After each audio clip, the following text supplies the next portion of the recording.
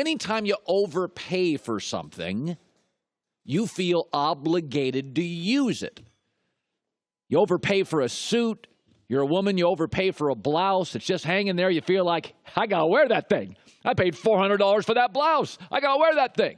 I had a friend once, years and years and years and years ago, overpay for a convertible sports car. He overpaid for it. It was his second car. He overpaid for it. The problem was it was 48 degrees. He's driving that thing. His wife's in the seat next to him freezing, and he's like, well, I paid $60,000 for it. I got to use the convertible sports car. And I thought, anytime you overpay for something, you feel an obligation to use it. And this happens in sports.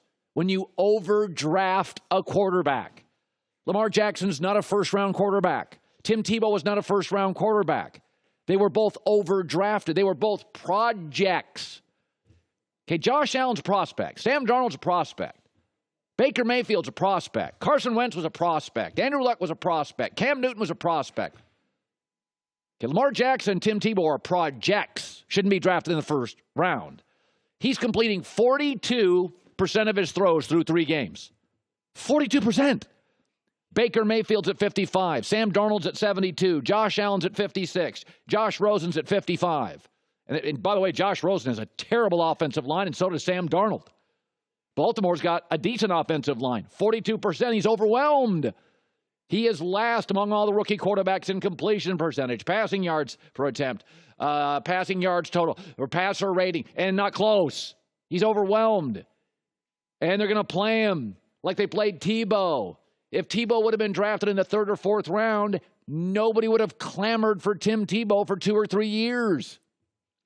But when you overpay for something, I had a friend buy a bread maker one time. He put on 25 pounds. Well, I got a bread maker, right? He's making sourdough for breakfast, sourdough for lunch, sourdough. You feel obligated to use something, so don't overpay for something and don't overdraft. I like Lamar Jackson over time. He is a draftable player. Tim Tebow, I've said to this day, I'd love to have Tim Tebow on my roster. You draft him in the late 4th round. You sit there and you're like, for 2 years, we're going to teach him the system. But in that time, he can do some special team stuff, up man on the punt, backup stuff, couple red zone things, blowout games, put him in, wins, losses, games already decided. But it doesn't matter if you get drafted 8th, 28th, or the last draft in the 1st round. The minute you're a first-round quarterback, the owner wants to see you play.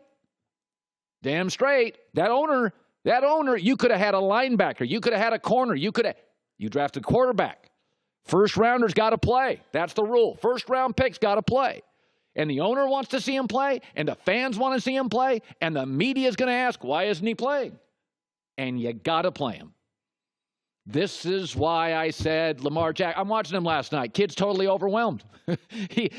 Josh Rosen isn't overwhelmed. Baker Mayfield's not overwhelmed. Sam Darnold's not overwhelmed. Josh Allen's not overwhelmed. That kid's overwhelmed. Now, he has moments. He's a heck of a runner. And he can throw a ball out there once in a while. But this is what's going to happen. And I said this before the draft. Everybody was like, oh, and I said, this is going to be Tebow. Both Tebow and Lamar Jackson, profoundly popular in college. They win a Heisman. Both mechanically don't throw the world's greatest ball in college. Both have great offensive coaches in college. Bobby Petrino for Lamar, Urban Meyer for Tebow, that mask and elevate sort of average throwers. Both get overdrafted in the 1st round. And both are in proud franchises, Baltimore and Denver, with loyal fan bases that want wins, and you go on a 2-game losing streak, and they're chanting, Tebow, Lamar. This is exactly, I've watched him now for 3 games. He is exactly the player I was told he would be by all 3 scouting directors I talked to. That's why I said, draft a prospect in the 1st round at quarterback. Draft a project, late 2nd, 3rd, 4th. Just let him sit. Nobody's going to put any pressure on you. You get drafted in the 1st round. Doesn't matter where. I don't care if one guy's 3rd and one guy's 28th. Doesn't matter. 1st round changes everything for the owner, for the fans, for the media. Put a lot of pressure on those coaching staffs. Let me shift to this. You ever take a 2-week vacation and you come back and it just takes you a couple days to get back into rhythm at work? And by the way, you're good at work.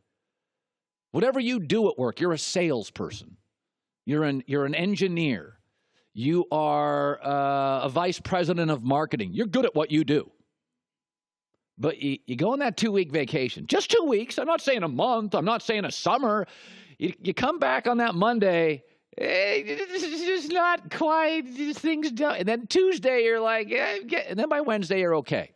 That's just for a 2-week vacation. And you're good at what you do, regardless of what you do. Andrew Luck did not throw a football for a year and a half. No, I mean, he's defensive linemen throw footballs in practice. Andrew Luck couldn't throw a football for a year and a half.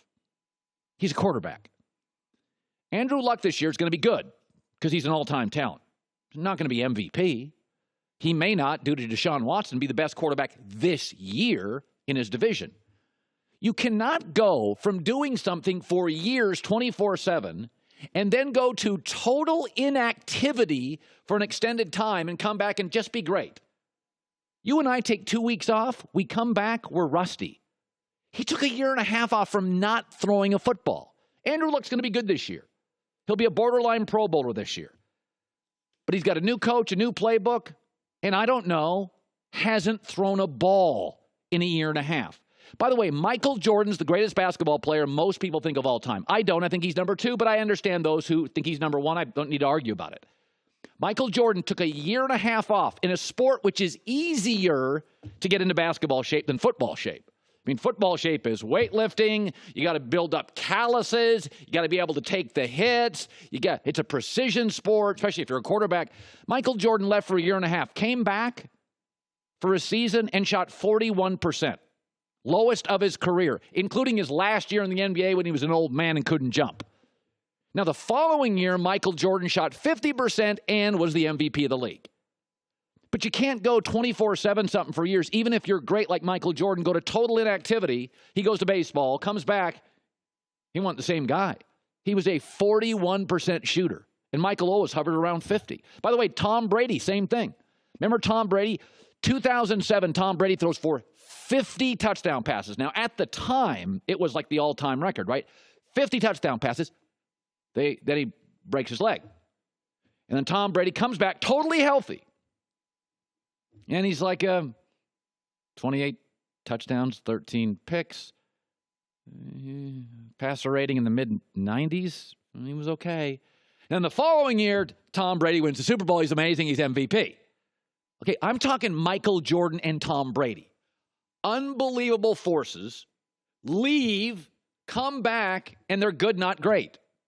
Then a year later, they're back to being dominant.